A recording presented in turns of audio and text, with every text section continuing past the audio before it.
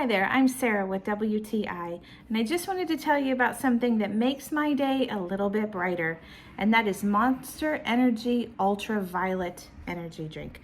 So this is a zero sugar one, which I love, so I can have this and still stick to my diet plan. I also love that it has lots of vitamins and minerals in it, so that's cool, and it gives you the kick you need to get through the day. So it's called Ultraviolet, but what does ultraviolet taste like? Well, let's find out. Oh, that's very good. So it has kind of a grapey taste to it.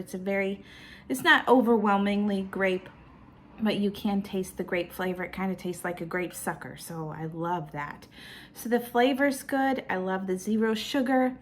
I love that it gives you the kick you need without just, all kinds of chemicals and stuff. It's got a lot of vitamins in it.